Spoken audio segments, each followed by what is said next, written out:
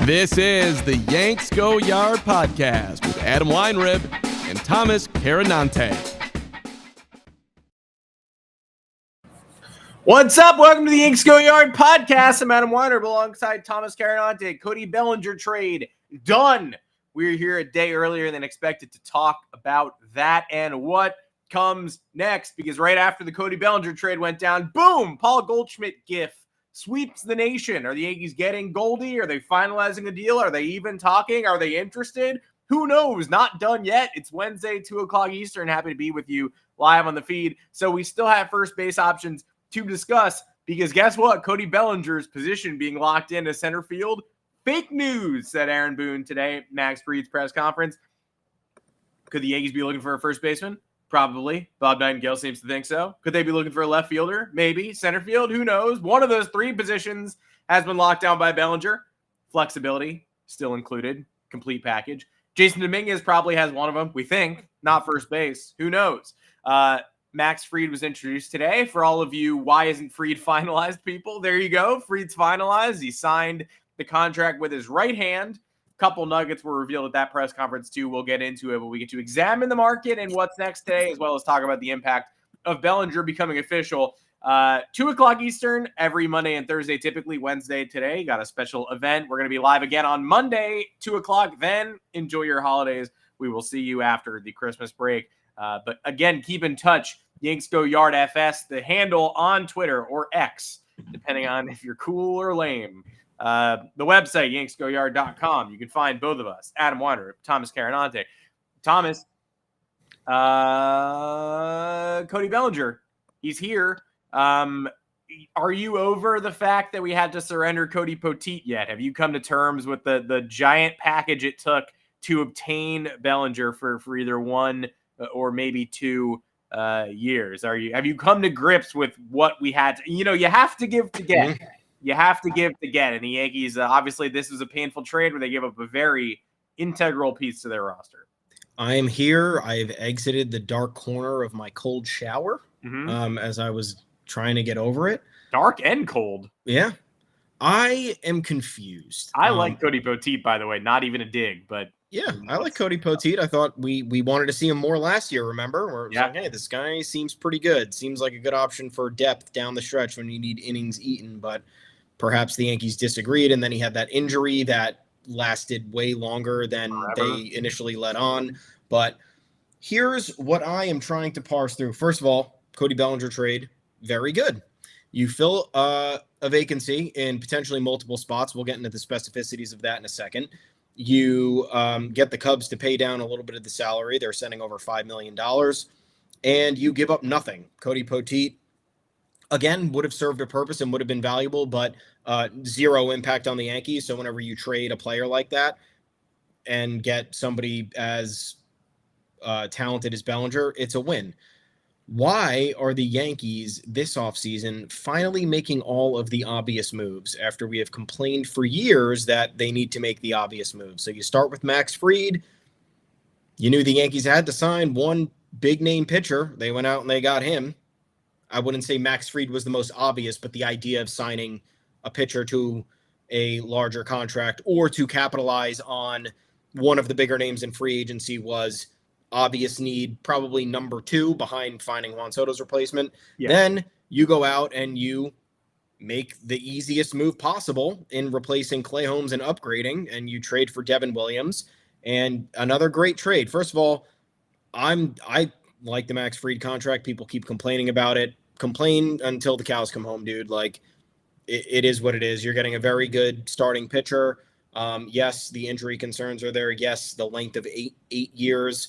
We could split hairs over it, but it's either get Max Fried or see him go to the Boston Red Sox, and you got Max Fried. So, and now you upgrade in the left-handed department and ensure yourself against Carlos Rodon's inconsistencies and ensure yourself against Nestor Cortez's departure. He went over in the Devin Williams trade, which essentially canceled out the salaries.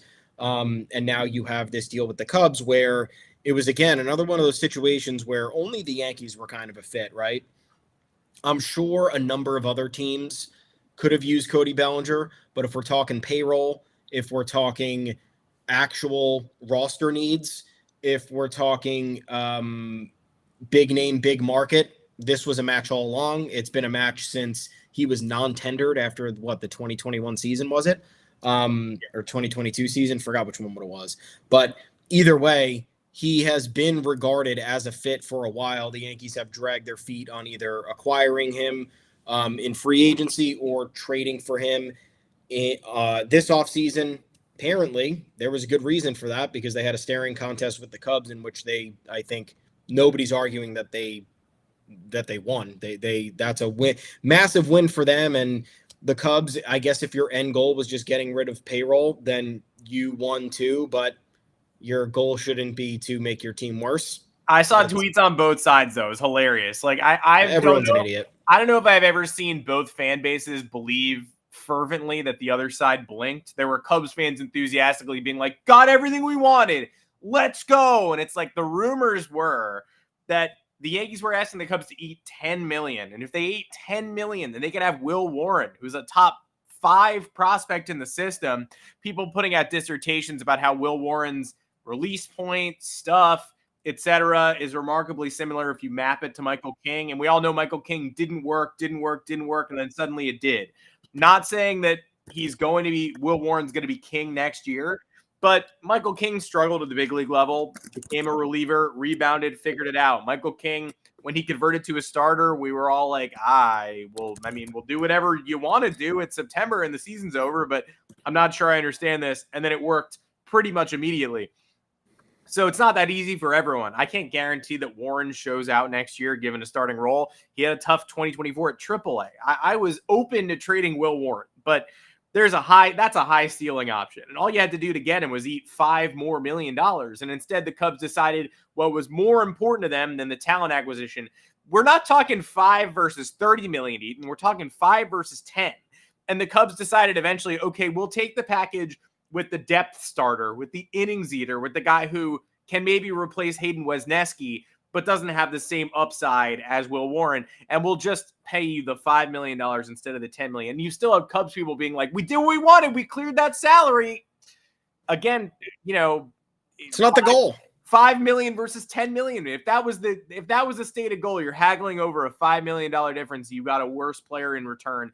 And it's not that, I don't know what is that Jesus Luzardo's money? Like whose contract is $5 million making all the difference? Are you going to go out there and get Alex Bregman now, even though you've sort of promised third base to Matt Shaw subtly, not publicly, not declaratively, but it certainly seems that way. So, I mean, again, I don't know who the Cubs are planning to pay where that extra $5 million makes all the difference. You could absorb that worse prospect package, but it seems pretty obvious which of these two teams caved, and yet Cubs fans enthusiastically saying the opposite. I don't live in that reality.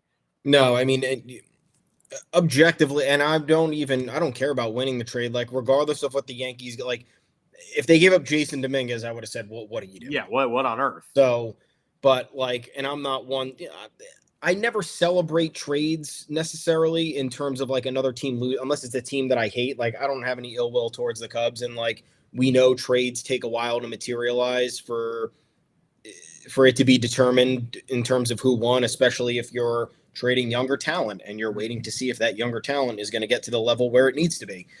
For this one, it's not even controversial to say like the Cubs are being affected by ownership's desires. Like Jed Hoyer, I don't think preferred that move. Why would Jed Hoyer prefer that move? Why would Jed Hoyer prefer to make his roster objectively worse and then look to spend smaller amounts of money across multiple positions? And look, you're right. Like the Cubs could come out of nowhere with a stunner and just say, yep, we just wanted to get rid of Bellinger's money so we can invest more and more and not have a sunk cost, or have this risk of him opting in again next offseason for 27, 30 something million or whatever it is. But whenever your ownership is trying to get rid of salaries and you're talking about like a good player, like I understand Cody Bellinger had a backslide last year, right? He's not the player he once was. He's turned a little bit more inconsistent. He's injury prone. I feel like every player we talk about is injury prone. Is there a player out there who's not dealing with consistent injuries? I really don't know if that exists in the world. Like is anybody durable for 162? And if they are, then they're going to get injured. Marcus Simeon. Yeah. Juan Soto for now. Juan Soto for now. I don't know. I mean, Juan Soto last year, right? He's the most durable player in the world. If there's one thing you can count on is he's never going to miss any time. First play of spring training, he falls over out of the box. Second play of spring training, he dives in right field on his wrist. And then mid-season, he exits that rain delay game. Everybody goes, oh, that's probably no big deal. They just wanted to get him a night off. No, post-game, we're going to have MRI on his elbow. We don't know if his elbow's okay. Oh, cool. So freak accident, and a real injury scare in his first 3 months with the New York Yankees. I mean, you're only not injury prone until all of a sudden you are. Like, if you're not making deals because you're worried about, if there's a specific injury, if somebody's knee keeps giving them trouble every year and they miss 60 games, then yes. I mean, Devin Williams, the back issues were a concern last year, but notably his season didn't end with a back issue. It ended with 22 incredible innings leading into the postseason, which of course ended with a Pete Alonso homer. Everybody out there getting their original playoff choker takes out. He's thrown 3 playoff games in his life. One of them was scoreless. 2 of them were not. I mean, I don't know what we're drawing. I don't know what we're drawing off that, but congratulations. If it's a chronic injury, it's nerve-wracking. Otherwise, it's the name of the game right now. So Cody Bellinger has been dinged up a little bit. And the Yankees are pretty confident.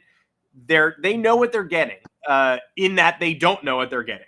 They might get a 110, 115 OPS plus guy. They might get an MVP candidate from 2023. He was very recently, freshly an MVP candidate, versatile on defense, speed, doesn't clog up the bases. The difference between, you've got Judge, who's a gazelle out there. Now you've got Bellinger versus Soto. Soto can't run the bags at all. Nobody cares because he hits 290 OBPs 410 with 40 homers, but he can't run the bags. He clogs them up. Nobody cared, but it's true. Bellinger's the opposite of that. So that you have no idea what you're getting. That's why you can get Bellinger for just the money and Cody Poteet alone. But Cody Bellinger, 29 years old, and I'm on record, by the way, that he's someone I didn't want to sign last offseason. And I was worried. And I've seen the red flags, and I see the contact quality. You didn't want to do a long-term deal. I didn't want to do a long-term deal. I didn't want to get saddled with it. But this is a 1-year audition.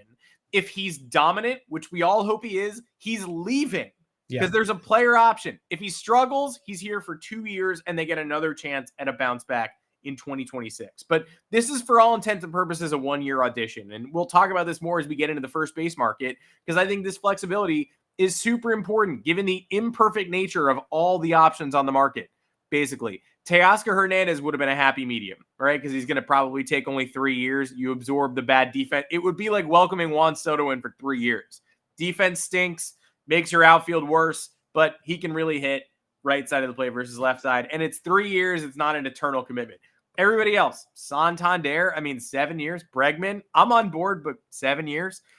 You're talking about all these long-term. Christian Walker, age 34 to 37, and a recurring oblique issue. So we're talking about recurring. He's missed significant chunks of time with the same issue over and over again. So none of these guys are going to be perfect fits. Bellinger, also an imperfect, perfect for what the Yankees need, but an imperfect player. But at this point, it is a 1-year audition with a maximum 2-year commitment. That's ideal considering what they gave up. And I see the red flags. I know the quality of contact, everybody's favorite metric, is not where you need it to be, but the swing is built for the stadium he is playing 81 games in. So if you're going to use that to argue with me on Bregman and say, I don't like the gap power, I think he loses some of that power advantage with the Death Valley and left field at Yankee Stadium. And I would come back to you and say, he plays 81 games on the road. It's not the biggest concern to me, but I understand it. Okay, if your utmost concern is fit in the ballpark, Bellinger has fit in the ballpark. He was excellent on the road last year, even in his down year, and he was terrible at Wrigley Field. Yeah. I like the fit for Bellinger, obviously. I like how he could be versatile. I like that he's a lefty. I like that you could bat him leadoff, potentially. I know people are already projecting that. Do I have reservations about it?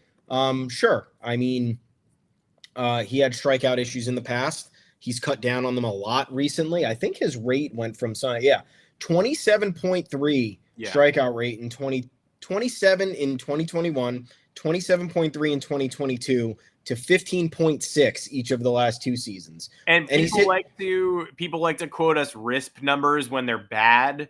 And we'll say, okay, high varying. I mean, look, RISP is not predictive. You could be great with runners in scoring position one year and terrible the next. Yeah. So I'm not going to focus on bad. I'm not going to focus on good. But if you're going to give me bad, then you got to acknowledge that Bellinger was hit 331 last year with runners in scoring position in 155 plate appearances.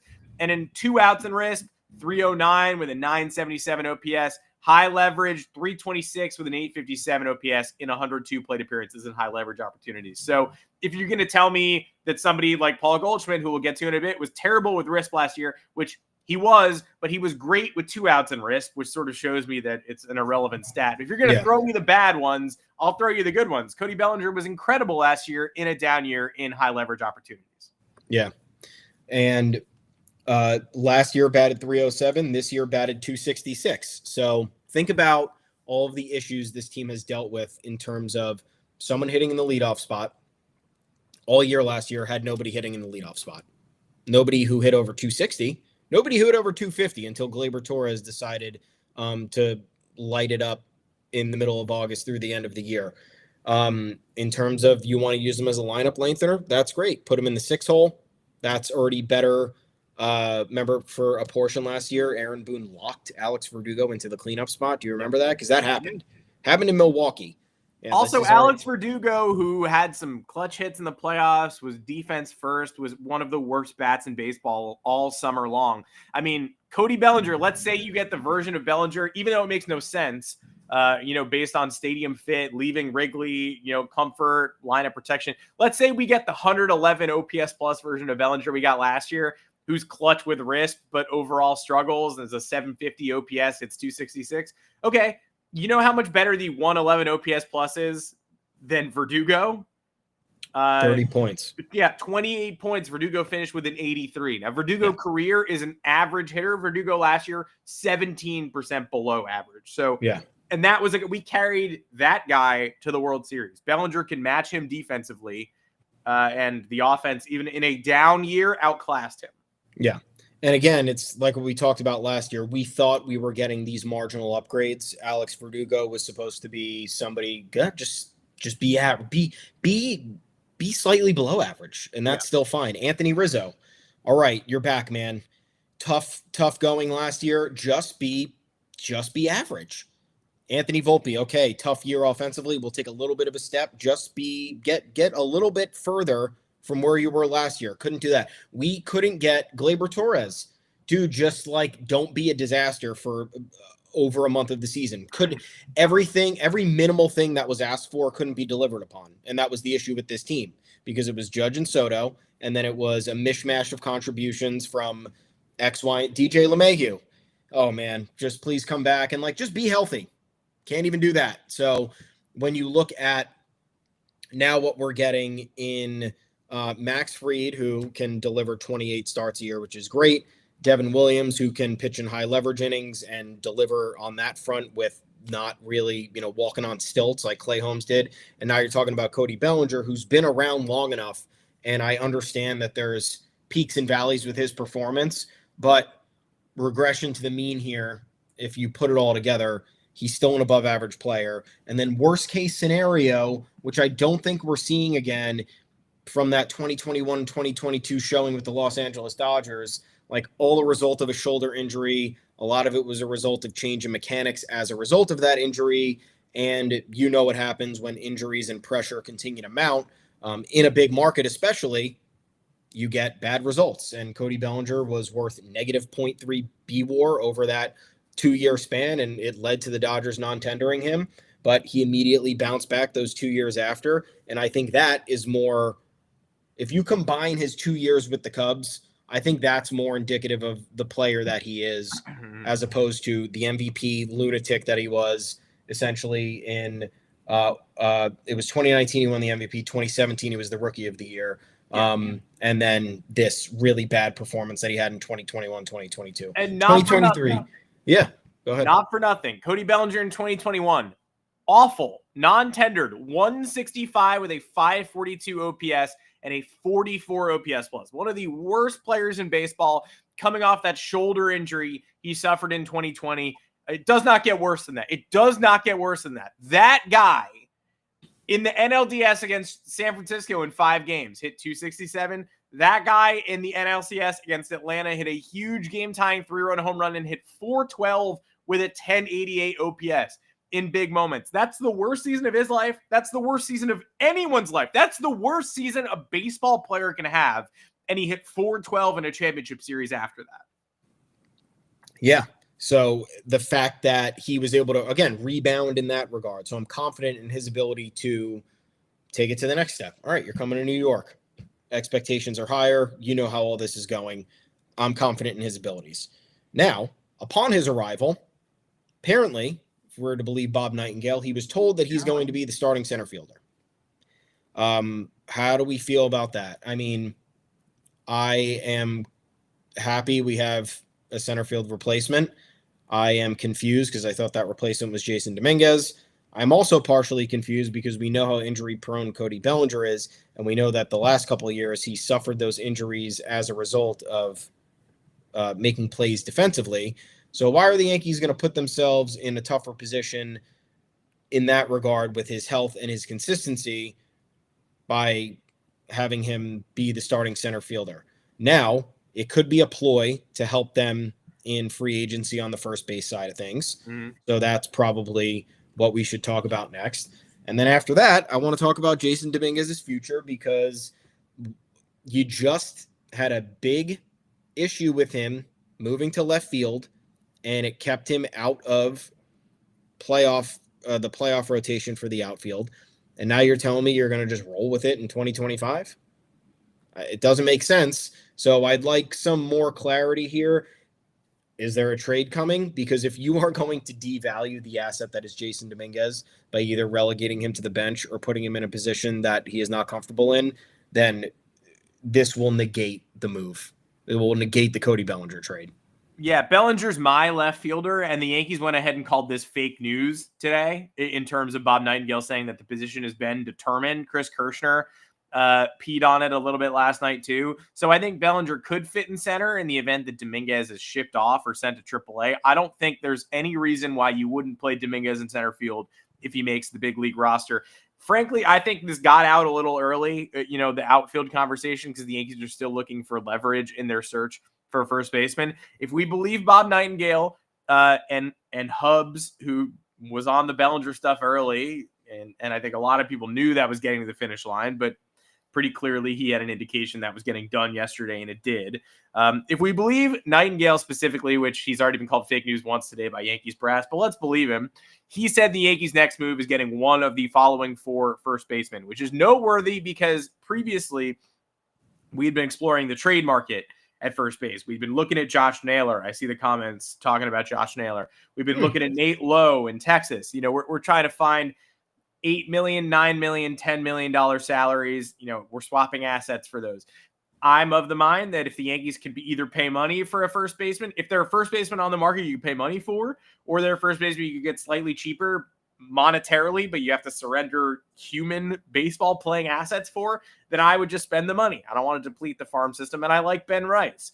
So I would rather spend on a free agent first baseman. I was curious what the Yankees were planning to do there. Nightingale says they're going to get one of the following 4 names: Pete Alonso, Christian Walker, Carlos Santana, and Paul Goldschmidt. Now, Santana and Goldschmidt were players that fans had considered, but had not previously been connected to the Yankees at all before yesterday. Walker was a guy who borderline fans with sources said Walker was done at the winter meetings. And I think we all kind of expected we might wake up on the Wednesday after the Fried signing and have a Walker deal done. That didn't happen, and they reportedly cooled a little bit. They got scared by the draft picks. I don't believe that. The Yankees aren't stupid. They don't forget that they have to surrender draft picks or suddenly get scared by the idea that they have to do that. So that never made any sense to me, but he's still on their radar. Alonso, I never really believed at all. That's, the price is coming down, but that's still 5 years, $125 million for a 230 hitter, prodigious power. There are very few hitters with power like Alonso, proven playoff commodity. I guess the Devin Williams homer, I guess that makes you a proven playoff commodity in the same way that 3 games makes Devin Williams a playoff choker. But either way, the cost, it's tempting to take him away from the Mets, but don't get caught up in business like that. Don't get caught up in making a long-term commitment to an aging slugger just because you want to stick it to the Mets. I mean, if the Mets let Alonso go, they're telling you that you wouldn't be sticking it to them by signing him. They're basically saying, we don't actually want this guy anymore. And if you do swoop in, the Mets are probably laughing at you more than they were when you got Soto. So that leaves you with Walker, who I really like. Righty power. He has oppo power. He can hit the porch. Defense is there. But 34-30, how high do you have to go to get Walker? Can you get him at 2 years? I doubt it. Can you get him at 3? I think a lot of teams will join you at 3. The Yankees stretch Max Fried out to 8 to get him. I would not stretch Walker out to 4 to get him. So you're going to be outbidding the most expensive 3-year offer from the Nationals, I know, is a team that was chasing after him. The Mariners have long been rumored. I think you can outbid the Mariners. But if a team like the Nationals comes in and goes, we'll give you 3 years, 70, do I want the Yankees to outbid? No, I don't. I like Walker, the player, a lot. But so Carlos Santana is 39 and Goldschmidt is 37. We got riled up thinking that a Goldschmidt deal might be done last night by the Hubs gif. I know this time of year, you're susceptible to anything. And then MLB Scoops, which is an account that lies and doesn't know anything, tweeted that Goldschmidt to the Yankees was consideration after Hubs tweeted the gif, because that's all they do. They troll the internet and they go, what is somebody else talking about? Okay, I'll pretend to break that too. And then if it happens, I get to say it was mine. Congrats on having Soto to the Mets, MLB Scoops. Everybody fucking had that. But Goldschmidt starts to gain a little bit of traction yesterday. People are upset by it. Honestly, it feels like one of the most old school Yankee moves possible. It taught me a lot. It taught me, one, fans who were 13 years old on Twitter would have been furious at the early 90s Yankees were signing Wade Boggs and signing Tim Raines, telling me these guys are washed.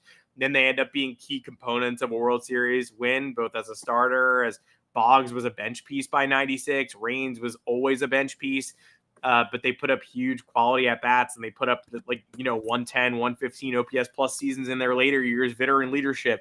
I'm not expecting Goldschmidt to be an MVP, even though he was 2 years ago. Again, how quickly people move on. I understand between the age of 35 and 37, a player might just be washed. But he's the 2022 NL MVP. Put up 7.7 WAR in 2022. We're not talking about 2018. We are not assembling the 2015 All-Star team here. He's one of the best righty veteran hitters, veteran first baseman in baseball 2 years ago. And if Bellinger, maybe some pressure comes off in the lineup and you slot Bellinger into the Yankees versus the Cubs, imagine taking pressure off Goldschmidt. You're no longer the number 3, number 4 guy. You are our 7th most important run producer. Just come here, be a guiding light in the clubhouse, and do your thing. Also, Goldschmidt had an OPS in the 830s last year against lefties. Platoon with Ben Rice. I mean, it's a pretty expensive, straight, pure platoon. But if things aren't working out midseason, you can always turn it into one at the price it's going to cost to get Goldschmidt, which I can't imagine is more than $10 million. And again, another 1-year commitment. He had a 799 OPS in the second half of last year. Against everybody. You want to tell me he's washed? The most recent data I have is July, August, September. He was really good in those months. You get me a 799 OPS from first base. I mean, after what I just went through with Rizzo, obviously you lose the lefty-righty thing, but I'm surprised at how many Yankee fans are just objecting to Goldschmidt from the rip. I think it's such a 90s Yankees move to get a 1-year prideful veteran, battle-tested. We're not talking about giving Goldschmidt a 4-year deal. We're not talking about giving him the Christian Walker commitment. If this isn't the direction they go in, I'm happy to pivot. I'm not married to Paul Goldschmidt, but I am surprised at the level of vitriol I'm seeing about this move. Yeah, I mean, if you're acquiring any of these first basemen that are rumored to be linked to the Yankees, what's the answer? So you're looking at this roster. Roster's already aging, even with these incoming additions, right? Devin Williams, 30. Max Fried, 31, 32. Cody Bellinger, we're getting him for age 29, right? So that's good. Yeah. But either way, these are not, and you sign Max Fried to an 8-year deal. Devin Williams is a free agent after this year. Cody Bellinger could hit free agency, or you could get another year of regression with him at a high price. You look at the rest of the Yankees roster, and you are stuck with more aging players. We don't have to go down the list. You guys know. So if you were presented with 4 first basemen, all of whom are aging in some capacity, like obviously I would take Pete Alonso tomorrow over Paul Goldschmidt. It would be obvious. When you throw in the contract factors, the Yankees shouldn't and don't need another really big long-term contract on their books unless it's for a bona fide superstar or for a player in their mid to late 20s who they know they're going to get the maximum amount of prime years from. The answer here is simple. You need to upgrade at first base. You need to get better defensively at first base. It's Carlos Santana or Paul Goldschmidt. Neither of those guys are commanding more than a 1-year deal. I'd say the max you're going to see out of a Paul Goldschmidt deal at this point is a 1 year with an option with a fat buyout, which again, the Yankees have done this now 2 times with Anthony Rizzo. After the 2021 season, they gave him a ridiculous amount of money with an opt-out for the next year with a big payout for the buyout. Then they gave him a 2-year deal with a 3rd-year option with a massive $6 million buyout this offseason for Anthony Rizzo. They did it twice with a worse first baseman who was aging at the time, based on just his numbers when you look at it, much faster than Paul Goldschmidt was, and he's 3 or 4 years younger than Paul Goldschmidt. If the Yankees deny doing this with either Paul Goldschmidt or Carlos Santana, it will make no sense because both of those baseball players historically have a longer track record than Rizzo and are better than Rizzo. And they would be cheaper at this point. So you insure against putting a lot of money on the books. You insure against locking yourself into a contract with somebody who might not be a fit beyond this season or even 2026, and you immediately upgrade. First base, again, black hole. Black hole in 2024. Kind of a black hole in 2023. Like, kind of a black hole in 2022. When Anthony Rizzo had a good year that year, but it wasn't enough in terms of playoff performance at that point. So, it is what it actually, no. 2022 was a very good year from Rizzo. 2021, I think the expectations were perhaps inflated because it was a big name in a trade, and he was okay. Again, solid, but unspectacular. Now, if you can move on to a player who is in the Goldschmidt echelon in terms of name recognition and ability to perform under pressure and overall consistency, like, again, sure, I guess there is a possibility that he hit the cliff, right? It could be. We've seen it happen with players, and it's kind of inexplicable. And guess where it happens more often than not? New York. Just does. Happened with Josh Donaldson in a way that we'll never see again. Happened with Joey Gallo in a way that we'll probably never see again. Now you're talking Paul Goldschmidt, who his year-over-year numbers, they're not pretty. He goes from 6 WAR in 2021 to 7.7 in 2022 to 3.4 in 2023 to 1.3 in 2024. Don't know if there were other factors at play. You do, in my opinion, have to take into account the Cardinals situation. Kind of a toxic franchise at the moment with all the movement. That's, they unceremoniously dismiss Mike Schilt. They bring in Oli Marmol. There's a clash of the philosophies throughout this entire thing. There's personnel issues. They bring in Wilson Contreras, and then they move him to first base. All this weird stuff that's going on. Nolan Arenado's not happy there this year after how things had transpired. Not a good place to be. Definitely not conducive to performing at a high level. So, I mean, based on what I've seen from Paul Goldschmidt for his career from 2012 to 2023, I'm willing to give him a pass for 2024. Could it be a coincidence that that was his age 36 season and we might start seeing cracks in his game? Not necessarily, but again, 799 OPS in the second half. Cardinals kind of, got back on track a little bit, didn't get to where they need to be, but they played better baseball. And maybe that was, again, all that Goldschmidt needed was to not have that nonsensical environment where you're distracted by things that are not baseball. Again, contract year with all this dysfunction that weighs a lot on a player. So yeah, I mean, you can reinvigorate this man by bringing him into a contending environment, a team that's hungry, a team that just lost one of the best players in baseball and is looking to defend its AL pennant. And I think it's a win. Carlos Santana, old reliable. If you miss out on Paul Goldschmidt, Carlos Santana, he's a switch hitter, right? Yeah. Yeah. Carlos Santana, switch hitter, tremendous fielder, ton of experience, think would be a great lineup lengthener. And again, you want to talk veteran. He's been all over the place and he's been super consistent as he's gotten older. So I think these are your two options. I'm not against Christian Walker. I'll pay him. But again, you're looking at a 3 or 4 year deal for someone who's entering his age 34 season. And you might as well just take a flyer on 1 year for one of these other guys. And if the situation goes sour, like you said, you platoon midsummer with Ben Rice and you have an option. Or again, you're back to the drawing board with first base, which not really a hard position to fill year over year. Like you just got to find power and solid defense and you're okay. Somehow the Yankees have managed to botch that in unimaginable ways. And Anthony Rizzo was at fault for that.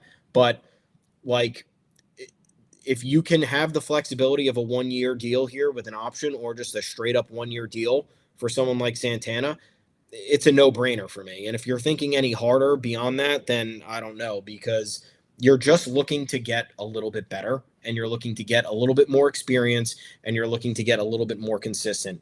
And these two options do exactly that for you. Even if Goldschmidt is batting 7th, 22 home runs and 65 RBI last year. Like we got no home runs at first base for the last 3 months of the season. 0. We're not asking for much once again, which is going to come back to screw us. I'm sure it will. People are, I think people need to remember that they treated Anthony Rizzo the same way when the Yankees traded for, just so you remember, he's not the same Anthony Rizzo, you remember. And they were only saying that because he had a 750 OPS for the 2020 Cubs in 58 games. And then the first half of 21 had a 792 OPS and a 113 OPS plus.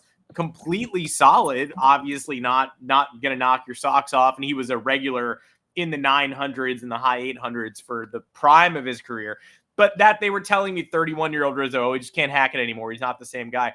And then in 2022, he got up to 817 on the OPS, hit 32 bombs, was a great Yankee for 130 games. And why did the regression hit? Because he got run into by Fernando Tatis Jr. He perfectly did his job in 2022.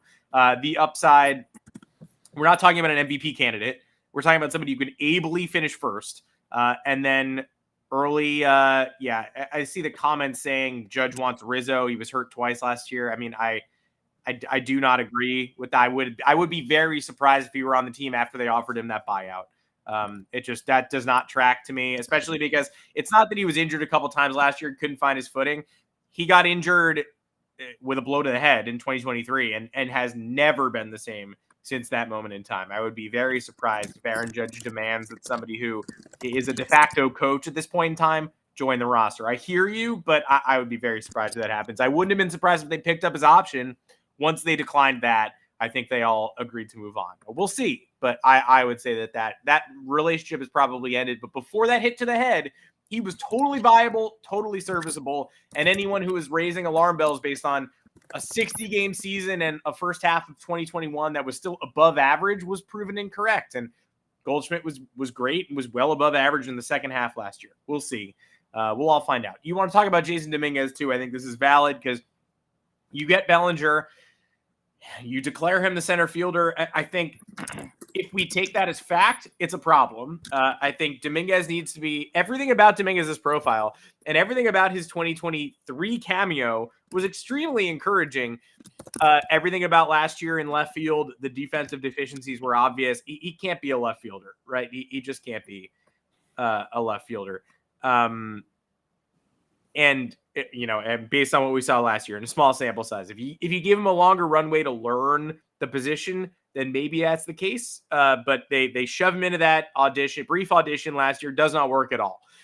If you enter opening day and you're going to give him a chance, but you're also giving him a chance at a position he's proven to not be comfortable in, then I don't feel like you are giving him that chance. And I feel like if you acquire an excellent left field defender and Dominguez is a proven center field defender at the minor league level, but you don't give him a chance to do, Bellinger can handle the Yankee Stadium left field. We don't know that Dominguez can.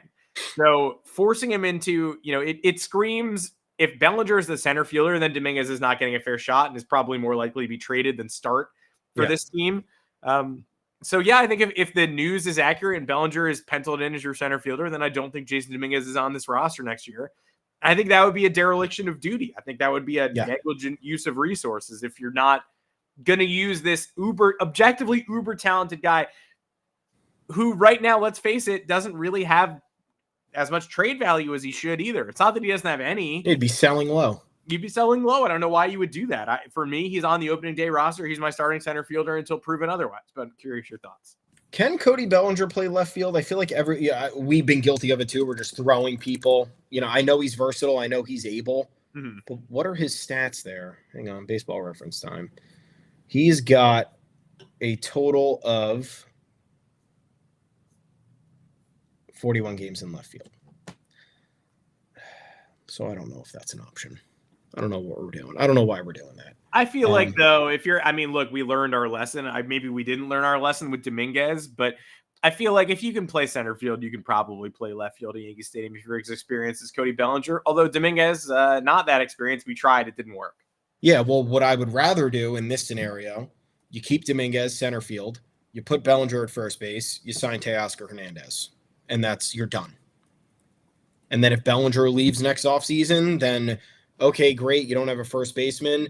If you have an issue with injuries or if Dominguez isn't doing what he's supposed to do, then Cody Bellinger goes to center field and you put Ben Rice at first base. Like, again, not perfect. You're not going to have this roster is already super flawed. It's not going to be perfect. So you're going to have to deal with deficiencies here and there. But I don't think I'm as keen on just plugging Cody Bellinger into left field because this is what the Yankees do and this is what comes back to bite them. And I'm also very much not on board with either of the two Dominguez scenarios that are not starting him in center field. The other option is starting him in left field where he's either not comfortable or is getting bumped off his position for like a guy who's going to be here for 1 year potentially. Like, that's stupid. If you sign a long-term center fielder and that's your guy, then okay, then we're talking about something else. I'm not affecting and worsening Jason Dominguez's development because we have Cody Bellinger for 1 year potentially. Like, that's stupid. So, or the other alternative is trading him. What are you going to trade him for?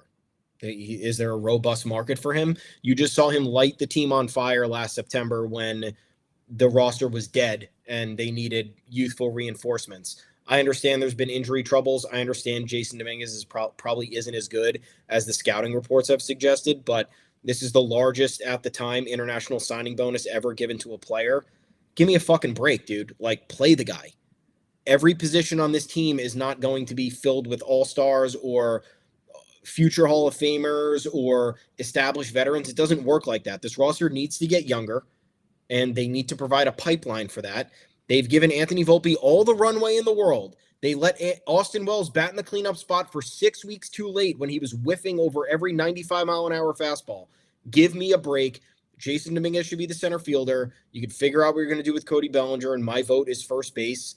And then you can sign Teoscar Hernandez, who's an absolute masher against lefties and a clubhouse addition. And if that is your longer term, I'd rather be paying 3 years and $60+ million for Teoscar Hernandez than that similar price to Christian Walker.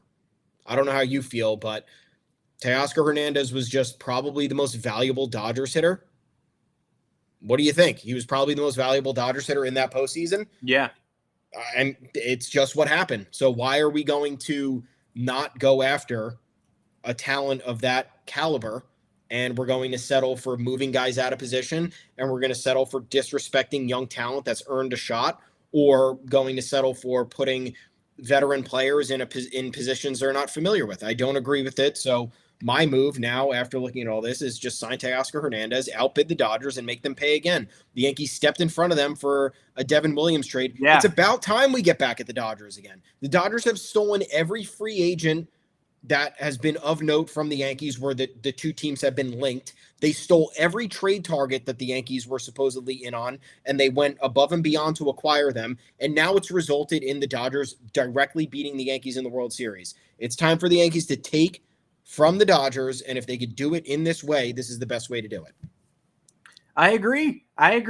I mean, yeah, they get Devin Williams. Again, every time you go head-to-head with the Dodgers, they've already succeeded at doing this. They get Edman, they get Kike, and all of these guys are integral in beating the Yankees last year. So now that it's been established that they take your guys, they win. If you take their guys and lose, then it's another layer. It's okay, great. I am in favor of swooping in and getting Devin Williams, who said in his intro that he thought he was going to be a Dodger until the last minute and wasn't. Not sure what they offered. I know what we offered. I know Nestor wasn't going to be a huge part of next year's roster, and I'm glad that this is how he was used. Caleb Durbin, I did think was going to be a pretty big part of next year's roster, and I'm intrigued to see what they do at second base now. Please not Oswald Peraza on opening day, but we'll see. Do it again, or at least again. At least raise the I think they were doing this with Bregman. I would have been on board with Bregman. I haven't really heard any Yankees chatter there for a while. I think they were trying to raise the Red Sox price. Might as well raise the Dodgers price if we know what Teoscar Hernandez wants, and it's those 3 years at a relatively reasonable rate. Not sure why the Dodgers haven't shelled out for it yet, given that they swim in gold coins every day. But if they're not going to do it, then okay, offer exactly what he claims he's looking for, which is like 3 years, 20-something-ish, enough security, not terribly long-term. If the Dodgers match or exceed, great, you beefed up their payroll a little bit. Now, money shouldn't be a problem for the Dodgers ever, should never scare them, but all right, great. At least make them pay up, and if not, you've taken a guy who we know is playoff proven, a guy who we've just watched. I'm not concerned about. I saw this chatter on Twitter today. You're not going to be concerned about his outs above average when he's having a patient 10-pitch at bat and torpedoing a double into the gap to outright clinch the World Series, basically, and erase a huge deficit. So I'm on board. The one final move we have not talked about, because we don't think it's likely, and I think there's a reason not to think it's likely, but Roki Sasaki, probably not a Yankee, probably a Padre. Maybe. Probably a Padre. But all you can ask for at this point, he's basically just going to make international money in the league minimum. All you can ask for is getting in the room to make your case. The Yankees said during the winter meetings that they were interested, and they can pitch him on basically being in a great pitching development program. They think he can handle New York. We hope he chooses to be he's going to be a great pitcher no matter where he is. And we hope he chooses to be a great pitcher here. But that's all we heard. We didn't know if they were going to take it seriously, take it to the next level. All you can ask for is getting a meeting. And we found out today that the Yankees got a meeting. So they're going to meet in person with Roki Sasaki, make their pitch. It's still thought that his preference is San Diego or LA on the West Coast.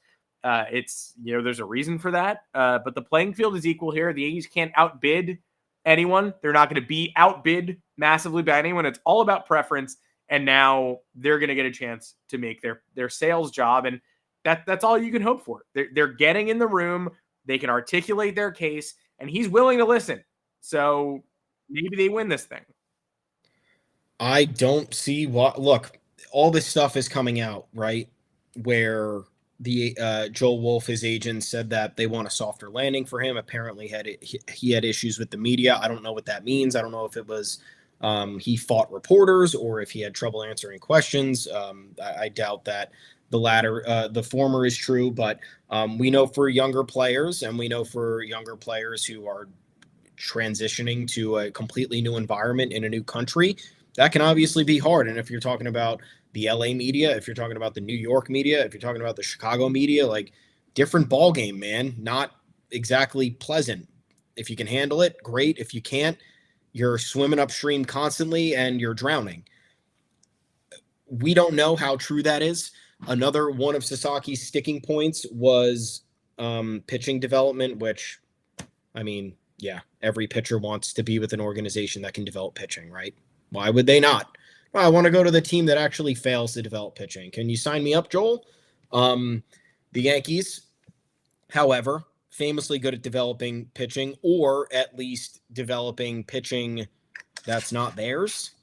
It's one of two things, right? It's either their ability to develop young pitchers who top out at the AAA level, or good at reclamation projects and fixing up outside talents who come into the organization. So and then there was also the report that he may have wanted to not go to the Dodgers because of being overshadowed by Shohei Ohtani and Yoshinobu Yamamoto. There's a lot out there. We don't know what's true. All we can say is this. If Roki Sasaki, who is cutting his earning potential by potentially hundreds of millions of dollars by coming over to Major League Baseball this early in the posting process. How it goes is you have to reach a certain age or a certain number of service time playing for your team overseas. Then you can officially hit free agency as an international free agent, and there is no cap on what you can earn, which is exactly what Yoshinobu Yamamoto just did last offseason. In Roki Sasaki's case, he did not accrue enough time. He had to be posted by his team, and he's subject to international free agency restrictions. So what that means is that he'll be under club control for X amount under the arbitration process or whatever, and the only excess money that he'll be receiving is a signing bonus from the bonus pool money that essentially every team can offer. So there is no team with a financial advantage here. And if you want to talk about prestige, if you want to talk about pitching development, if you want to talk about having a possible clear path to the World Series, depending on how many more impactful moves the Yankees make between now and the end of the offseason, I don't see why Roki Sasaki would not have the Yankees in his top three. You know, I know the Mariners are good. I know the Padres are good, but both of those teams are dealing with payroll issues that, like, if I'm a foreign player and I'm coming over here, I don't want to hear that about American sports. You're restricting paying and making the team better because you're worried about corporate profits. No, man. Like, you know, the Yankees have a $300+ million payroll. You know, the Mets have a $300 million+ payroll. Dodgers, so on and so forth. Like, there's a lot of other big market teams where I know if that's a problem, then I understand, but he might come to terms with that being okay if it means he's going to be in a really good environment and he knows he's going to be on a roster for the foreseeable future that has a chance of winning. I believe he has a very good track record of pitching in big games. I mean, outside of the World Baseball Classic, during his time in Japan, I don't know the specifics exactly, but it doesn't seem like the spotlight in terms of performing is an issue for him. I always thought that the Yankees remained a suitor here. My worry was that they were going to dick around and say, oh yeah, we'll get Roki Sasaki on January 15th and we'll pass on these other pitchers. Thankfully, they didn't do that. So maybe the addition of Max Fried has Roki Sasaki saying, oh, you know what, this could be cool. And it has the Yankees saying, great, if we don't get him, we're set anyway. So it doesn't matter. I don't see why this can't be viewed as the Yankees being a potential front runner. And quite frankly, I think they should be if we're weighing all of the factors here. That's why I see stuff and things. I see you, and I understand they need bats more than they need arms, but Roki Sasaki could be a generational talent, and you just don't pass on that. You look how deep the Dodgers had to go to get to. They ended up with like 2 viable starters when the postseason came, and they started with like 9 high upside arms. You can never have enough pitching, and if one pitcher this unique and this top shelf falls into your lap and all he costs is international bonus pool money, then you have to throw your hat in the ring. If you don't get him, you don't get him.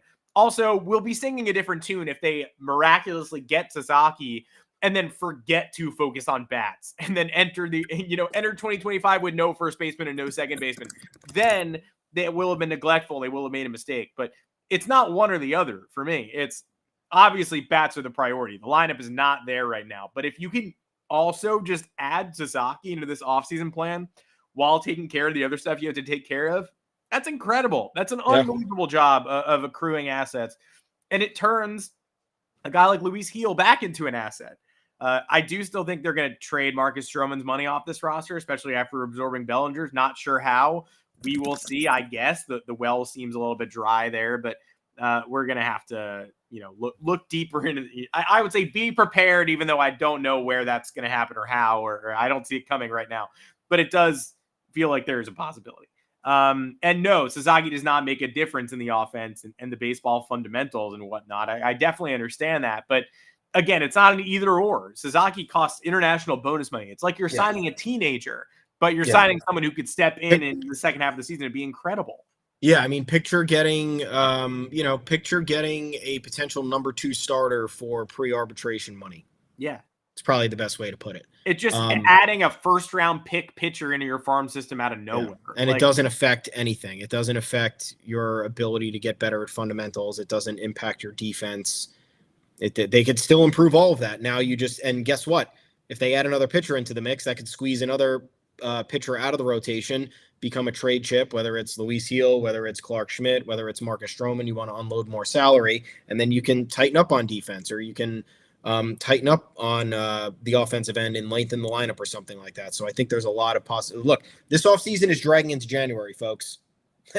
All these guys are not signing before Christmas. All these trade candidates are not getting moved before Christmas. There's still going to be a backlog of players who are looking for new homes in the next 6 or 7 weeks. So if Roki Sasaki makes an early decision after the signing period opens on January 15th, the Yankees will have plenty of time to pivot, and they have plenty of time to do their homework right now to make that a reality. So I don't think it's going to be a long tour for him. I think things are going to smooth out rather quickly, and he's going to want to get comfortable and want to be with the team that he wants to be with as soon as possible. And that's going to help that team make other decisions that's going to improve them for 2025. Yeah, I'm very confused by the takes I'm seeing in the comments. No one is saying all pitching, no hitting. We're just saying you have this ridiculous opportunity to get somebody on the cheap and then go out and add offense. This does not affect the payroll. No, you are not taking offense off your shopping list at any point. The modus operandi is still the same. Get bats, but also here's a bonus. Here's a dessert. Like, you weren't expecting this at all. You're getting in the room. You get to make your pitch to him. It's no certainty. I still think he'll probably be a Padre. But and also the Yankees have about $5 million left before the luxury tax. That is, they're going to go to that last luxury tax threshold. Nobody cares about that first tax threshold. They have about $30 million left to work with, or so far. They have plenty of monetary flexibility. You can get Goldschmidt, you can get Sasaki for peanuts, and then you can move on. Again, I think he'll probably be a Padre, but you got in the room. It's all you can ask for. Make your case. Thank you for joining us today on the Yanks Go Yard podcast. Lively discussion, even though some of it was very confusing. But I hope we see you back here. Hope we see you back here next Monday, 2:00 Eastern. Every Monday, every Thursday, 2:00 Eastern. Set your watch to it, except for, obviously, that's a lie because today's Wednesday and we're live at 2:00 Eastern. But we'll have one more show before the Christmas holiday. Love to see you back here on the YouTube channel. Love to see you on all podcast platforms. You can subscribe, rate, download, review, all that good stuff. I'm Adam Weinrib. You can find me on Twitter at Adam Weinrib. Thomas Carannante, where can the people find you? Same place as always, at Tommy's_takes. We are at the official Yanks Go Yard account at Yanks Go Yard FS. Please like and subscribe to the YouTube channel. Don't forget it. Again, we were supposed to go live tomorrow. We are going live today because of the trade. This is how you do business. Head on over to yanksgoyard.com. We got all the content there for you. We're going to be keeping you informed and up to date on everything throughout the holiday. Don't forget it. Use this as a resource, please. We appreciate you guys coming in here, listening. We appreciate you guys reading, and we'll see you on Monday. Have yourselves a good rest of your week and a good weekend. Absolutely. We will see you on Monday. Thanks for joining.